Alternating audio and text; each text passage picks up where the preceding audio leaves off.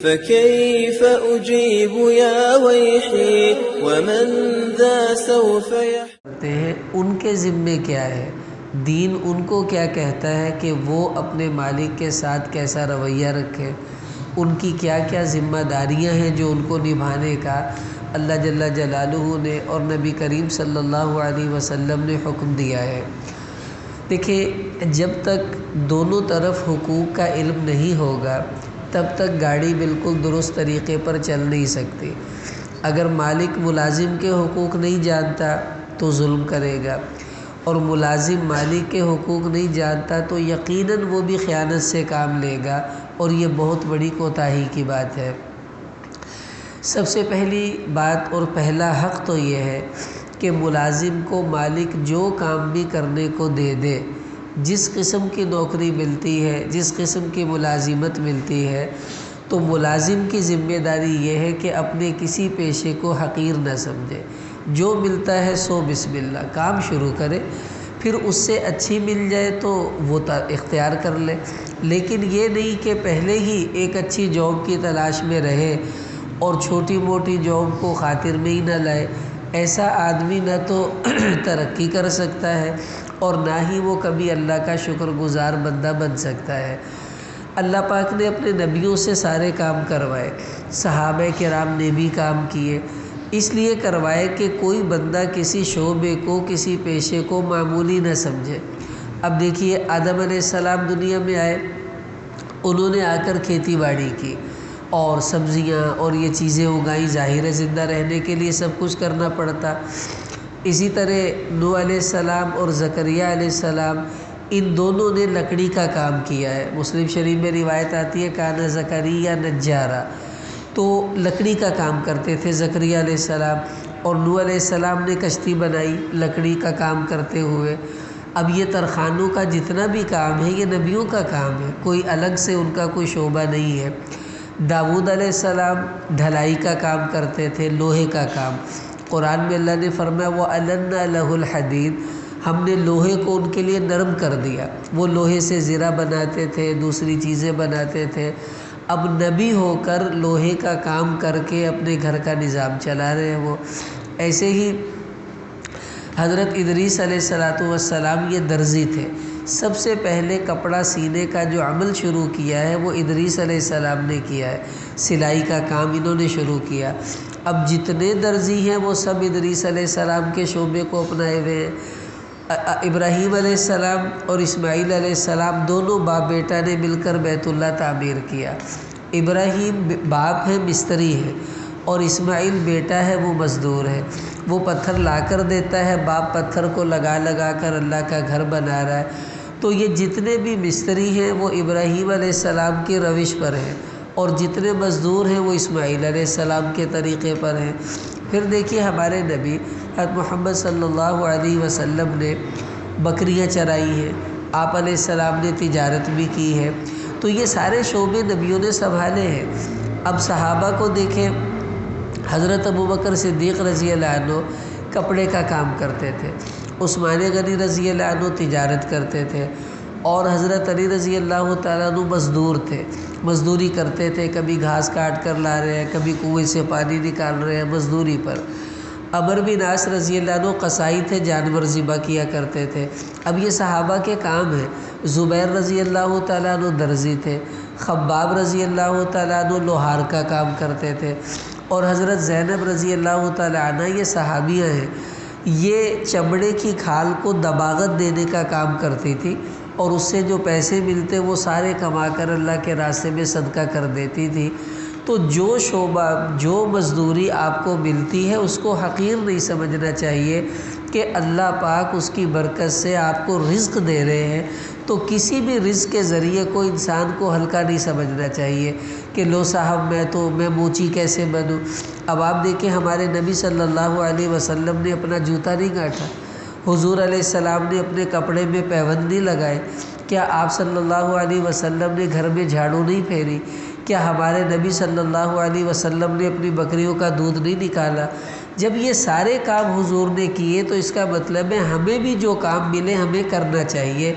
تو سب سے پہلا ملازم کے ذمے مالک کا حق یہ ہے کہ مالک اس کو جو کام بھی دے وہ اس کام کو معمولی اور گھٹیا نہ سمجھے، خوشی سے قبول کر کے اس کو کرنے کے لیے تیار ہو جائے۔ دوسری ذمہ داری ملازم کی یہ ہے کہ وہ اپنے مالک کے معاہدے کی پابندی کرنے کا ذمہ دار ہوگا۔ معاہدہ کیا ہے؟ دیکھیے، جب بھی کوئی آدمی کہیں ملازم ہوتا ہے، دو کام اس کو طے کرنے چاہیے۔ ایک کام کیا کرنا ہے اور دوسرا مجھے مزدوری کتنی ملے گی۔ کام کیا کرنا ہے اس میں پہلے یہ دیکھے کہ حلال ہو، کوئی حرام کام مجھ سے مالک نہ کروائے۔ دوسرا یہ کہ کام کا وقت کیا ہوگا، کتنے بجے آنا ہوگا، کتنے بجے چھٹی ہوگی، یہ ساری باتیں معاہدے میں طے ہوں گی۔ مثلاً وہ کہتا ہے صبح 9 بجے آؤ گے، 6 بجے جاؤ گے، 9 گھنٹے کی ڈیوٹی ہے۔ بھئی تنخواہ کتنی ہوگی؟ چلو جی آپ کی 20,000 تنخواہ ہے، یہ معاہدہ ہو گیا۔ اب اس معاہدے کی پابندی اس ملازم کی ذمہ داری ہے۔ اگر مالک نے 9 بجے دکان پر آنے کو کہا، دفتر میں آنے کو کہا، اب اس کی ذمہ داری ہے یہ 9 بجے ہی وہاں پر نظر آئے۔ یہ نہیں کہ گھر سے 9:30 بجے نکل رہا ہے، 10 بجے آفس پہنچ رہا ہے، اب 1 گھنٹے کی ڈنڈی مار دی۔ 6 بجے چھٹی تھی، 5 بجے ہی اپنا بیگ اٹھا کے وہاں سے بھاگ رہا ہے۔ دیکھیے قرآن میں اللہ جل جلالہ نے ارشاد فرمایا کہ وَأَوْفُوا بِالْعَهْدِ إِنَّ الْعَهْدَ كَانَ مَسْئُولًا، کہ جو معاہدے ہیں ان کی پابندی کرو۔ قیامت میں اللہ تعالیٰ ان معاہدوں کے بارے میں تم سے سوال کریں گے، تم نے کیوں گڑبڑ کی اس کے اندر۔ اور ایک حدیث میں آپ علیہ السلام نے ارشاد فرمایا، مسند احمد میں روایت ہے کہ وَلَا دِينَ لِمَن لَا عَهْدَ لَهُ، جو بندہ معاہدے کو پورا نہیں کرتا اس کے تو دین کا بھی اعتبار نہیں ہے کہ یہ بندہ 2 نمبر آدمی لگتا ہے۔ پھر یہ بھی دیکھیں اللہ تعالیٰ نے قرآن میں فرمایا وَيْلٌ لِّلْمُطَفِّفِينَ، کہ جو تطفیف کرنے والے ہیں یہ تو دوزخ میں جائیں گے، ان کے لیے بڑی ہلاکت ہے۔ اب تطفیف کسے کہتے ہیں؟ کہ کسی کام کے اندر کمی کر دینا۔ اب ڈیوٹی 9 گھنٹے کی ہے اور یہ 7 گھنٹے ڈیوٹی دے رہا ہے، تو 2 گھنٹے جو کمی کی ہے یہ تطفیف ہے، اور اللہ تعالیٰ اس کو ڈانٹ رہے ہیں کہ تیرا یہ عمل تو کہیں تجھے دوزخ میں نہ لے جائے۔ تو اس لیے یہ مسئلہ سمجھ لیں، علماء نے لکھا ہے کہ اگر کوئی آدمی وقت کے بعد آتا ہے، وقت سے پہلے چلا جاتا ہے، اور طے یہ ہوا تھا کہ 9 گھنٹے کی ڈیوٹی دو گے تو 20,000 ملیں گے، اب ڈیوٹی دے رہا ہے 7 گھنٹے اور تنخواہ لے رہا پوری 20,000 9 گھنٹوں کی۔ اب آپ بتائیں کہ اس آدمی کے لیے جو 2 فالتو گھنٹوں کی تنخواہ لی ہے، کام تو کیا نہیں ہے، وہ جائز ہوگی؟ بھائی بالکل جائز نہیں، گناہ ہے اس طرح کرنا۔ ہمارے شیخ الحدیث مدرسے کے تھے مولانا عبداللہ صاحب رحمۃ اللہ علیہ رائے پوری، مولانا طارق جمیل صاحب نے بھی انہی سے بخاری شریف پڑھی ہے۔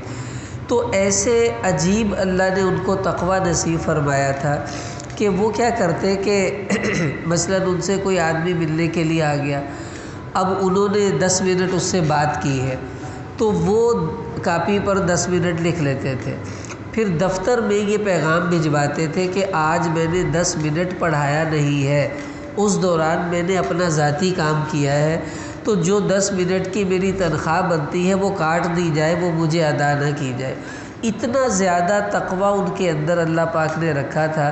اور آج کل دیکھ لیں سرکاری دفتروں میں کیا حال ہوتا ہے، جائیں افسر کوئی نہیں ہے اور وقت سے پہلے وہ اٹھ کر اپنے گھروں میں آ جاتے ہیں۔ دکانوں پر مالک تنگ ہیں کہ جی ملازم ٹائم پہ آندے ہی نہیں ہے، اور 5 بجے ٹائم ہے جانے کا اور 4 بجے ہی سامان باندھ رہے ہوتے ہیں، اچھا جی السلام علیکم وہ گیا۔ تو یہ تطفیف ہے، یہ ملازم کے ذمے ہے کہ جو معاہدہ کیا ہے اس کے اندر کمی نہ آنے دے، پورا وقت اپنا جو دیا ہے اس کو مالک ہی کے کام میں لگائے۔ اب یہاں آپ کچھ مسائل سمجھیں، دیکھیں جو اس نے 9 گھنٹے ڈیوٹی کے دیے ہیں، اس دوران جو نماز آئے گی وہ اللہ کا حکم ہے، نماز پڑھنی ہے، لیکن فرض نماز، سنت موقدہ یہ 2 ملازم پڑھے گا، جو سنت غیر موقدہ ہیں یہ نہیں پڑھے گا، نوافل نہیں پڑھے گا، ذکر تسبیحات لمبی دعائیں نہیں کرے گا، مسجد میں جماعت آئی ہے ان کے پاس نہیں بیٹھے گا، سیدھا اپنی دکان پر اپنے دفتر میں اس کو واپس جانا ہوگا، اس لیے کہ مالک نے اس کو نماز کی چھٹی دی ہے۔ اب یہ نماز کے علاوہ کوئی دوسرا کام نہ کرے۔ اکثر مالک اس سے تنگ ہے۔ اب میں بازار میں ہوتا ہوں تو لوگوں کو کہتا ہوں کہ بھئی ملازموں کو نماز کے لیے بھیجا کریں، وہ کہتے جی کریں نماز پڑھ دے نہیں ہے، اور دکان پر جب نماز پڑھنے جاتے پھر اینا تو وڈا جنید بغدادی کوئی نہیں ہوتا، کہتے لمبیاں لمبیاں نمازاں پڑھن کے بھی کام تو ساڈی جان چھٹی رہے۔ دیکھو یہ بہت غلط رویہ ہے۔ معاہدے کی پابندی ہمارے ذمے ہے، یہ ملازم کی ذمہ داری ہے کہ وہ مالک کے معاہدے کا پابند ہو کر چلے گا، تو وہ کوئی فالتو عبادت درمیان میں نہیں کر سکتا۔ ہمارے بزرگ ہیں رائے گڑھ میں مولانا احسان صاحب مدامت برکاتہ ہو، ان کے والد ہوتے تھے بھائی بشیر صاحب رحمۃ اللہ علیہ۔ جب پاکستان بنا تو پورے پاکستان کے وہ امیر تھے تبلیغی جماعت کے، تو وہ یہ جو پی ٹی سی ایل تھا ہمارا پاکستان ٹیلی کمیونیکیشن، اس کے سب سے بڑے آفیسر وہ تھے، بنگلہ دیش اور یہ سارا ان کے انڈر ہوا کرتا تھا۔ تو ان کی ترتیب یہ تھی کہ جب وہ دفتر میں جاتے پورے وقت پر آفس پہنچ جاتے اور وہاں جتنا وقت ہوتا وہ آفس میں رہتے۔ اس دوران اگر کوئی تبلیغی ساتھی آتا، ان سے کوئی تبلیغ کی بات کرتا، تو یہ اس کو کہتے ہیں کہ میرے دفتر کا وقت ہے، اس میں کوئی تبلیغ کی بات نہیں کروں گا، میرے دفتر کی کوئی بات کرنی ہے تو کر لو، لیکن تبلیغ کا دین کا کوئی کام میں اس وقت نہیں کروں گا۔ اور جو ہی دفتر سے چھٹی ہوتی پھر دفتر کا کوئی کام نہیں کرتے تھے، پھر سارا دن تبلیغ کا کام کرتے تھے۔ وہ فرماتے تھے کہ جو معاہدہ میں نے حکومت سے کیا ہے کہ اس وقت میں حکومت کا پابند ہوں، ان کا ملازم ہوں، اس دوران میں انہی کا کام کروں گا، اپنا ذاتی کوئی کام نہیں کر سکتا، دین کا کام بھی نہیں کر سکتا۔ اتنا زیادہ ہمیں شریعت نے پابند کیا ہے۔ اب آپ دیکھ لیں ملازم بیچارے کتنی کوتاہیاں اس معاملے میں کرتے ہیں، تو معاہدے کی پابندی کرنا۔ اسی طرح یہ بھی ذمہ داری ہے ملازم کی کہ وہ اپنے مالک کا خیر خواہ بن کر کام کرے۔ ایک حدیث میں آتا ہے آپ صلی اللہ علیہ وسلم نے ارشاد فرمایا، مسند احمد میں حدیث آتی ہے کہ خیر الکسب کسب ید العامل اذا نصح، کہ سب سے بہترین کمائی وہ ہے جو بندہ اپنے ہاتھ کی مزدوری سے کماتا ہے، لیکن اس وقت اذا نصح کہ جب یہ ملازم اپنے مالک کا خیر خواہ بن کر کام کرے۔ خیر خواہی کا مطلب حدیث میں آتا ہے الدین النصیحہ، بخاری شریف کی روایت ہے، اللہ کے نبی صلی اللہ علیہ وسلم فرمانے کہ دین وفاداری کا نام ہے۔ کیا مطلب کہ ملازم کو اپنے مالک کا اتنا وفادار ہونا چاہیے کہ وہ اس کی دکان کو اپنی دکان سمجھے، اس کے کام کو اپنا کام سمجھے، اور ایسی جان مار کر کام کرے جیسا کہ خود مالک کام کیا کرتا ہے۔ یہ نہیں کہ سانو کی دفعہ مرے کام ہوئے نہ ہوئے اپنوں تے تنخواہ لم بھی جانی ہے، نہیں۔ خیر خواہی کا تقاضا یہ ہے کہ مالک نہ بھی ہو تو یہ اپنے مالک کا کوئی نقصان برداشت نہ کرے، پوری جان مار کر اپنے کام کو سر انجام دے۔ اب آپ دیکھیے قرآن پاک میں اللہ جل جلالہ نے ارشاد فرمایا، موسیٰ علیہ السلام گئے مدین اور وہاں پر شعیب علیہ السلام کی 2 بیٹیاں پانی بھرنے آئیں کنویں پر، تو انہوں نے پانی بھر کے دے دیا۔ انہوں نے جا کے اپنے ابا جی سے کہا شعیب علیہ السلام سے کہ ابا جی ایسا کیجئے کہ یا ابت استاجرہ، اس لڑکے کو آپ ملازمت پر رکھ لیں۔ کیوں؟ ان خیر من استاجرت القوی الامین، کہ سب سے اچھا ملازم وہ ہوتا ہے القوی، جو مضبوطی سے کام کرے، جان والا ہو اور جان لگا کر کام کرے۔ تو یہ ملازم کی اگلی ذمہ داری ہے کہ وہ مالک کا کام ایسے جان مار کر کرے جیسے اس کا اپنا کام ہے۔ اب آپ دیکھیے حضور علیہ السلام نے ارشاد فرمایا، سنن بہقی کی روایت ہے کہ اعط الاجیر اجرہ حقہ قبل ان یجف عرقہ، کہ مزدور کا پسینہ خشک ہونے سے پہلے اس کی مزدوری ادا کرو۔ مالک کو حکم دیا اس کی مزدوری میں دیر نہیں کرو، تنخواہ وقت پر دے دو۔ اور ملازم کو اللہ کے نبی کیا کہہ رہے ہیں کہ اتنا کام کر کے تجھے پسینہ بھی آ جائے، یہ نہیں کہ تو لاتے رکھ کے بیٹھے رہے، کام کرنا نہیں۔ یعنی ملازم کو ترغیب دے رہے ہیں کہ مالک کا کام اتنی جان سے کر کے تیرا پسینہ بھی نکلتا ہے تو نکل جانا چاہیے، تاکہ تیری تنخواہ حلال ہو۔ اور مالک کو پتہ چلے کہ یہ ملازم میرا واقعی خیر خواہ ملازم ہے، تو یہ ملازم کی ذمہ داری ہے۔ اسی طرح اگلی بات جو شعیب علیہ السلام کی بچیوں نے کہی تھی کہ القوی الامین، کہ سب سے بہتر ملازم وہ ہوتا ہے جو امانت دار بھی ہو۔ تو یہ ملازم کی ذمہ داری ہے کہ وہ اپنے مالک سے امانت داری کا معاملہ کرے، خیانت نہ کرے، جھوٹ نہ بولے، اس کو دھوکہ نہ دے۔ اگر ایسا کرے گا تو اس کی تنخواہ بھی حرام ہوگی اور بیچارے کا وقار بھی خراب ہوگا۔ تو امانت داری اپنے مالک کی خیر موجودگی میں بھی امانت دار ہو، اس کی موجودگی میں بھی امانت دار ہو۔ عبداللہ ابن عمر رضی اللہ عنہ جنگل میں جا رہے تھے، تو ایک چرواہا بکریاں چرا رہا تھا۔ انہوں نے اس کو کہا بھائی ادھر آؤ، یہ بکری ہمیں بیچ دو، ہم ذبح کر کر تجھے بھی کھلائیں گے، خود بھی کھا لیں گے۔ وہ کہنے لگا کہ یہ تو میرے مالک کی بکریاں ہیں، مجھے چرانے کی اجازت ہے، بیچنے کی اجازت نہیں۔ یہ کہنے لگے یار مالک کو کیا پتہ چلے گا، تم بیچ دو، پیسے لے لو۔ کہا اچھا چلو ایسا کرو، تم ہمیں بکری دے دو، اگر مالک پوچھے گا تو کہنا بھیڑیا کھا گیا۔ جنگل میں بھیڑیا آ جاتے ہیں، بکریاں کھا لیتے ہیں۔ تو وہ جو بکری چرانے والا ملازم تھا، تو عبداللہ بن عمر رضی اللہ عنہ کہتے ہیں کہ اس نے کہا فَأَيْنَ اللَّهُ، کہ چلو اپنے مالک کو تو دھوکہ دے دوں گا کہ بکری کو بھیڑیا کھا گیا، لیکن یہ بتاؤ اللہ کہاں چلے جائیں گے، اللہ کو کیسے دھوکہ دوں گا۔ تو یہ ہوتا ہے امانت دار ملازم کہ مالک نہیں ہے، وہ چاہے تو بکری بیچ کر پیسے لے سکتا ہے اور جھوٹ بول کر مالک کو کہہ سکتا ہے کہ بھیڑیا کھا گیا تھا، لیکن ملازم کو اپنے مالک کا اتنا خیر خواہ اور امانت دار ہونا چاہیے کہ بند کمرے میں بھی کسی قسم کی خیانت سے وہ اپنے آپ کو بچائے۔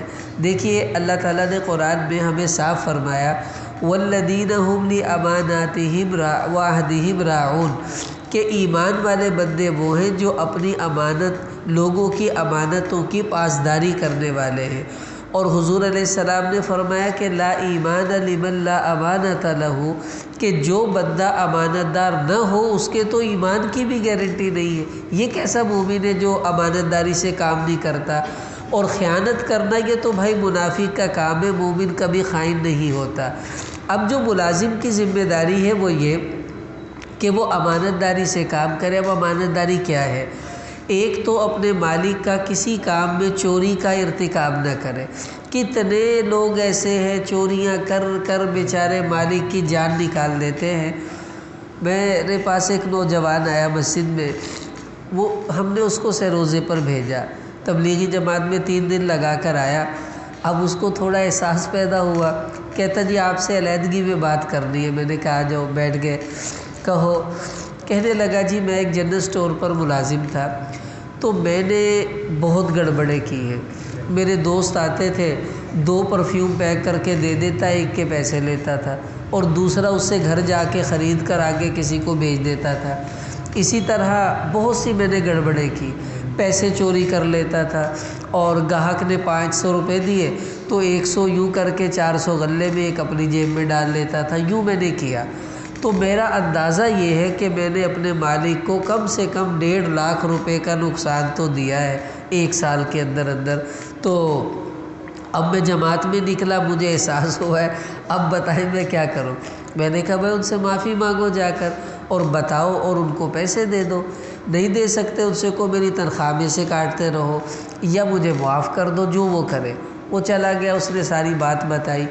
وہ کہنے لگے بھائی ہمیں تو تیرا پتہ ہی نہیں تھا تو کیا کرتا ہے، اب اگر تجھے احساس ہو گیا ہے تو پچھلا جو تو نے کیا ہم نے تجھے معاف کر دیا، اور اب تیری تنخواہ ہم پہلے سے زیادہ کر رہے ہیں، کیوں کہ تو اب امانت دار ہونے کا عزم کر کے آیا ہے تو ہمیں بھی تیرا کچھ اکرام کرنا چاہیے۔ کہنے لگے میری تنخواہ بھی بڑھا دی اور میں نے اب نیت کی کہ میں کوئی خیانت کا کام نہیں کروں گا۔ تو یہ چوری نہیں کرنی چاہیے ملازم کو، یہ اس کی ذمہ داری ہے، اپنے مالک سے جو تنخواہ لیتا ہے بس وہی اس کو لینی چاہیے۔ گھروں میں ملازم کام کرتے ہیں، جاتے ہوئے جو خاص طور پر عورتیں ہوتی ہیں وہ بہت زیادہ چوریاں کرتی ہیں، زیور چرا لیا، ان کے سامنے تو ساری چیزیں ہوتی ہیں، یہ ایسا نہیں کرنا۔ اسی طرح جو ملازم ہے اس کی امانت داری میں یہ بات بھی شامل ہے کہ اپنے مالک کی کسی بھی معاملے میں کوئی راز فاش نہ کرے، یہ ملازم کے ذمے ہے۔ بعض اوقات کمپنی کی کوئی پالیسیاں ہوتی ہیں، وہ راز کی ہوتی ہیں، اب وہ پالیسی لیک ہو گئی تو کمپنی کو بڑا نقصان ہو جاتا ہے۔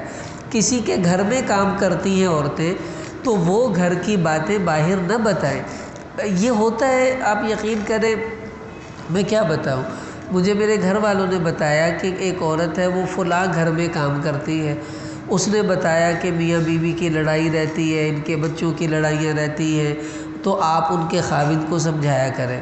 میں نے اس کو کہا بھی انہوں کہ تو آپا نصیحت والی نہ بن، تیرے ذمے کام کرنا ہے، صفائی کرنا ہے، وہ کیا کر، تو ان کے گھر کی باتیں ہمیں کیوں بتاتی ہے آ کر، یہ تیرے لیے مناسب نہیں ہے۔ دیکھیں حضور علیہ السلام نے فرمایا المجالس بالامانہ، کہ مجلس کی جو بات ہے وہ امانت ہوتی ہے، تو کسی کے گھر کی بات بھی امانت ہے، دفتر کی بات بھی امانت ہے، دکان کی بات بھی امانت ہے۔ اب یہ راز آگے اگر ملازم دے گا تو وہ خیانت کا مرتکب ہوگا، سخت گنہگار ہوگا، اس کو ایسا نہیں کرنا چاہیے۔ دوسرے دکاندار پوچھتے ہیں تیرا مالک کتھوں مال لے کے آندا وا، کتھے کتھے مال پیا وا، کی گلاں ہو رہی وا، اور جو بھی وہ بتائے گا وہ یقیناً گناہ ہوگا، ملازم کو اس سے پرہیز کرنا چاہیے۔ اسی طرح آپ اس کو سمجھیں کہ صحابہ کی ترتیب کتنی اچھی تھی۔ حضرت انس رضی اللہ عنہ حضور علیہ السلام کی 10 سال خدمت کی ہے انہوں نے، تو یہ اپنے گھر آئے، کہیں آگے جانے لگے تو والدہ نے پوچھا کہاں جا رہے ہو؟ کہنے لگے حضور نے کسی کام بھیجا ہے تو میں وہاں جا رہا ہوں، کوئی پیغام دینا ہے کسی کو۔ تو ماں نے پوچھا انس کیا پیغام دینے جا رہے ہو؟ تو انس رضی اللہ عنہ کہنے لگے اماں وہ نہیں میں بتا سکتا، اس لیے کہ یہ حضور کا راز ہے، وہ میں تمہارے سامنے کھول نہیں سکتا۔ یہ ہے ملازم کا کام کہ اس کی سگی ماں بھی اس سے پوچھ لے کوئی بات تو اس کو بتانی نہیں چاہیے، ایسا ملازم ہوا کرتا ہے، یہ اس کی ذمہ داری ہے۔ اسی طرح ملازم کے ذمے یہ ہے کہ جو کام اس کے ذمے لگا وہ اس کی تنخواہ لیتا ہے، اس تنخواہ پر گزارا کرے، رشوت کا کوئی معاملہ بیچ میں نہ کرے۔ اب کیا ہوتے ہیں، بہت سے لوگ ملازم ہیں، خاص طور پر یہ جو ڈاکٹروں کے پاس ٹائم لے رہے ہوتے ہیں یا دفتروں میں جو چپڑاسی وپڑاسی ہوتے ہیں، یہ بڑی گڑبڑ کرتے ہیں۔ اب یہ ڈاکٹر سے الگ تنخواہ وصول کرتے ہیں اور ادھر سے الگ ان کا کام چل رہا ہوتا ہے، پیسے لے لے کے نمبر آگے پیچھے کرتے رہتے ہیں، یہ رشوت ہے۔ اس سے ایک تو جو مالک ہے اس کی اپنی ریپوٹیشن خراب ہوتی ہے، اور دوسرا اس کا رزق حرام ہے، یہ اس کے لیے جائز نہیں ہے۔ اسی طرح ملازم کو چاہیے کہ جو بھی نفع کمائے وہ اس کے مالک کے حوالے کرے، اپنی جیب میں نفع نہ ڈالے۔ الگ سے کوئی کاروبار میں اپنا نفع رکھنا ملازم کے لیے جائز نہیں ہے۔ مثلا مالک نے کہا کہ کم سے کم 40 روپے، زیادہ سے زیادہ 60، 40 اور 60 کے درمیان میں تم میرا سودا فروخت کر دیا کرو، تو منشی ہے، تیرے ذمے ہے، تو جنوں مرضی دے جا۔ اب منشی صاحب کیا کرتے ہیں، آپس میں ڈیل کرتے ہیں، بھی میں تینوں 50 روپے دیاں گا، مال 50 دوں گا، لیکن لکھوں گا میں 40، مالک کو بتاؤں گا 40 روپے دیا ہے اور دینا میں نے تجھے 50 روپے ہے، 10 روپے وہ تو نے مجھے دینے ہیں، 40 روپے مالک کے حوالے میں خود کر دوں گا۔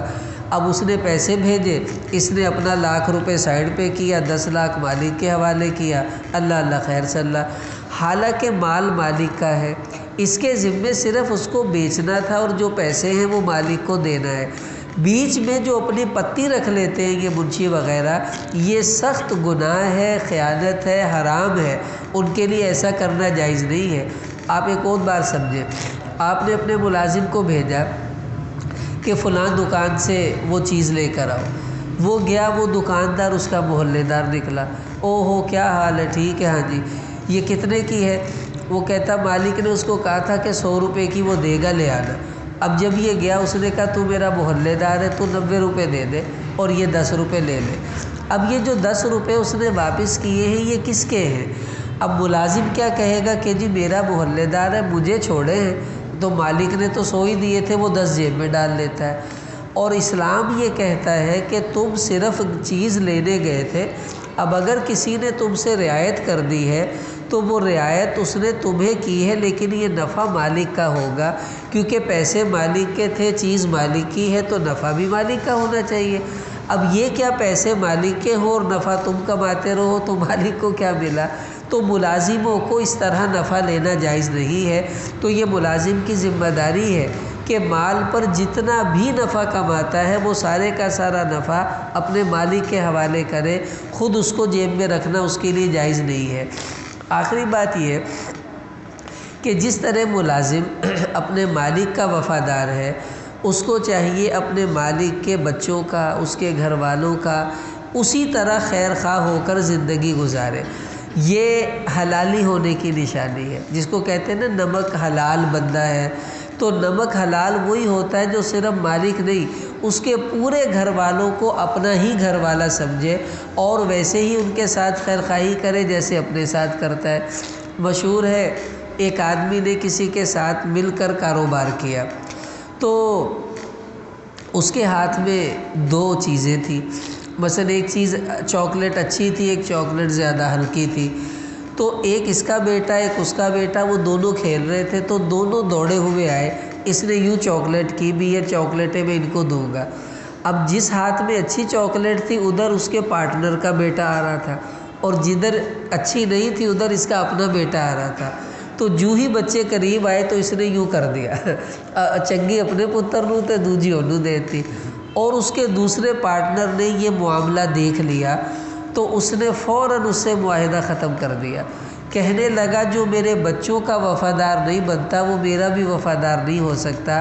تو ملازم کو ملازم ہونے کے ناطے اپنے مالک کے بچوں کا بھی وفادار ہونا چاہیے اور اپنے مالک کے تمام گھر والوں کا وفادار ہونا چاہیے۔ کیوں؟ اگر یہ ان کا وفادار ہوگا تو مالک کا بھی وفادار بنے گا، اور اگر ان سے خیر خواہی نہیں تو مالک سے بھی خیر خواہی نہیں۔ اب بھائی دیکھو، ہم میں سے جو ملازم ہیں وہ اور جو دکانوں پر کام کرتے ہیں وہ، اب ہم سب سوچیں کہ اس میں ہم میں سے تو کوئی کوتاہی نہیں ہو رہی، ایسا تو نہیں ہے کہ کوئی غلطی ہم کر رہے ہوں اور اس کی وجہ سے ہمارا رزق جو ہے وہ حلال نہ رہے بلکہ حرام ہو جائے۔ تو بھائی اپنے رزق کو حرام ہونے سے بچائیں، اور جو شریعت نے ذمہ داریاں دی ہیں ان کو پورا کرنے کی کوشش کریں۔ آج سے کوشش شروع کر دیں، توفیق اللہ دیں گے، انشاءاللہ خود بخود سارے کام آسان ہو جائیں گے۔ اللہ تعالی ہمیں عمل کی توفیق عطا فرمائے۔